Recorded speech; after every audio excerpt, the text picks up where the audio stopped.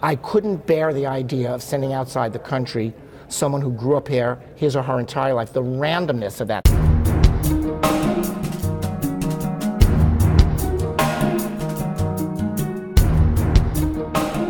The Chamber of Commerce this week said that if there's going to be an infrastructure build, we need to have more workers. We need to have apprenticeships, but we also, according to the Chamber, we need to keep DACA people here. And also this silliness, they say, about temporary protected status, telling people who legally work here today to leave the country is ridiculous. We need workers in this country.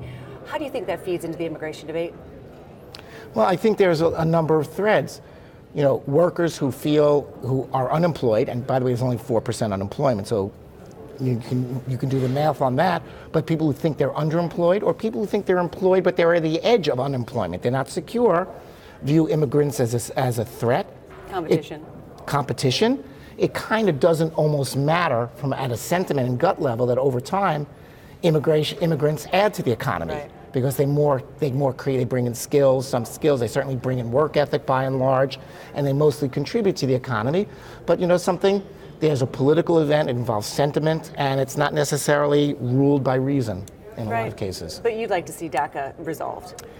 I can understand, and I mean this sincerely, I can understand both sides. You don't want, the answer is yes, of course I want to see it resolved. I couldn't bear the idea of sending outside the country someone who grew up here, his or her entire life, the randomness of that, the consequences hinging on such a randomness of where they were born versus where they grew up and where they lived. I wouldn't want to be the instrument of sending somebody out, and I couldn't be. On the other hand, the other side says, look, as a rational matter, there's a lot of unfortunate and disproportionate fortune in the world, and are you going to open up the floodgates and let everybody in? And that has a consequence. And if you reward people who don't wait online, you're going to have more people who don't wait online. Well, you're having a balanced discussion about this right now. But that is the balance. Are you hearing that discussion in Washington? Do you think that they I never hear the balance from anybody. Right. I hear it depends on which side you're talking to. But I think it's a complex issue. Look, the world, when you fight over something, it's not right against wrong, good or evil. It's right against right. Both sides are right. That's why it's a problem, and that's why you have to compromise, and it's going to be inadequate. We're going to end up, I believe, letting these people stay, and they're not going to bring in as many other relatives, and there's going to be burdens on staying, and they'll have to pay up taxes, then there'll be a path.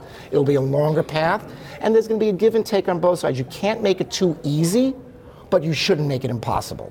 But the economy needs workers. And the economy needs workers. But, you know, we're dealing with, not everything is a matter of maximizing the economy. Right. We know that. Right. You know, that's why people are just debating trade. You know, we all went to school, and we know that the freest trade results in the greatest wealth creation for the world, but not necessarily for that town in Pennsylvania. Right. So not everything is maximizing the entire world. Sometimes you have to look at the pockets of underperformance.